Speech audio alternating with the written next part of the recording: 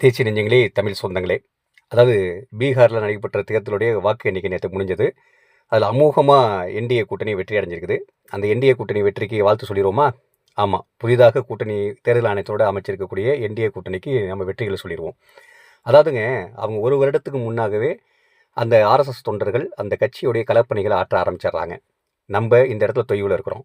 இன்றைக்கி அண்ணன் திருச்சி வேலுச்சாமி என்ன சொல்கிறாங்க, 98,000 பூத்துக்கு கமிட்டி இருக்குது. அதில் வந்து நம்ம 38,000 பூத் கமிட்டிக்கு தான் இந்திய கூட்டணி சார்பாக நம்ம பிஎல்ஓ ஆஃபீஸரே போட்டிருந்தோம் அப்படிங்கிறத அவங்க சொல்கிறாங்க.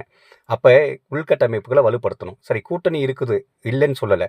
ஆன்டி இன்கமினிசி 20 வருஷம் நிதிஷ்குமாருக்கு இருக்குது. அவர் உடல் தொய்வடைகிறாரு. அவர் வந்து பிஜேபியோட கூட்டணியில் இருக்கார். வேலையின்மை, பொருளாதார வந்து ஏற்றத்தாழ்வுகள், ஜாதிய வன்கொடுமைகள் எல்லாமே இருக்க தான் செய்யுது. அதை நம்ம முன்னிலைப்படுத்தி பிரச்சாரங்களை தேஜஸ்வி யாதவும் எடுத்துகிட்டு தான் போனார்.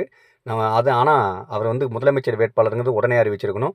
காங்கிரஸை பொறுத்தவரையும் கொஞ்சம் இழுபறிகள் பண்ணிட்டாங்க அப்படிங்கிற மாதிரி ஒரு குற்றச்சாட்டு சொல்கிறாங்க. அப்படியெல்லாம் இல்லை. ராகுலுக்கும் தேஜஸ்விக்கும் மிகப்பெரிய ஒரு நட்புணர்வு இருக்குது. வெற்றி தோல்விகளை இப்போ பாருங்கள். அதாவது 1,10,00,000 வாக்குகள் வாங்கியிருக்காரு நம்மளுடைய இந்திய கூட்டணி சார்பாக. ஆனால் நம்ம ஜெயிச்ச தொகுதிகள் வெறும் 24. ஆனால் கூட்டணியை பொறுத்தவரை 35. ஆனால் அவங்க வந்து பார்த்தீங்கன்னா 90 லட்சம் வாக்குகள் தான் வாங்கியிருக்காங்க. ஆனால் 90 தொகுதிகள் பற்றும் வெற்றிகள் அடைஞ்சிருக்கிறாங்க. இதெல்லாம் என்னன்னு பார்த்தீங்கன்னா தேர்தல் கூட்டணி, தேர்தல் திருட்டு, வாக்கு திருட்டு, இதெல்லாம் தான். ஏன்னா ஹரியானாவிலேருந்து பார்த்தீங்கன்னா 4 ட்ரெயினில் அனுப்புகிறாங்க.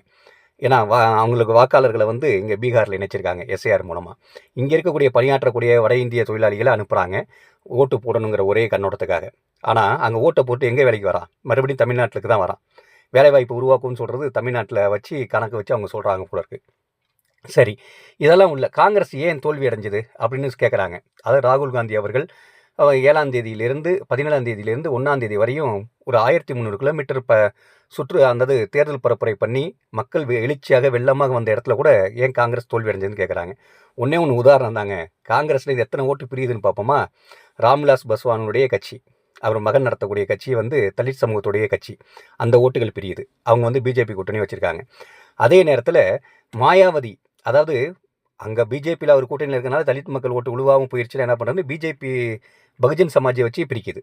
அது மட்டும் இல்லாமல் பிரசாந்த் கிஷோரை வச்சு எல்லாத்தையும் பிரிக்கிறாங்க. அது இல்லாமல் சிறுபான்மை மக்கள் முஸ்லீம்கள் வாழக்கூடிய பகுதியில் ஓவைசியை வச்சு பிரிக்கிறாங்க. இப்படி காங்கிரஸிற்காக வரக்கூடிய காங்கிரஸ் திரட்டி வச்சிருந்த ஓட்டுகளை எல்லாத்தையுமே இவங்க பிரித்து விட்டதுனால வெறும் 27 ஓட்டுகளில் கூட ஒரு தொகுதியில் வந்து ஆர்ஜேடி வந்து தன்னுடைய வெற்றி வாய்ப்பை இழந்திருக்குது. இன்றைக்கி தான் நியூஸ் பேப்பர் வந்திருக்கும். இன்றைக்கி தான் வெற்றி தோல்வியை நீங்கள் கொண்டாடி இருக்கலாம். நேற்று இன்றைக்கி தான் நியூஸ் பேப்பரில் தெரியும் எவ்வளோ வாக்கு வித்தியாசத்தில் வெற்றி அடைஞ்சிருக்காங்க, தோல்வி அடைஞ்சிருக்காங்க. எத்தனை தொகுதிகள் வந்து 500 வாக்குகள் 1000 வாக்குகளில் நம்ம விட்டு போகுதுங்கிறது இப்போ தான் தெரியும். அப்போ இன்னும் நம்ம வந்து வலுப்படுத்த வேண்டியது உள்கட்டமைப்பு.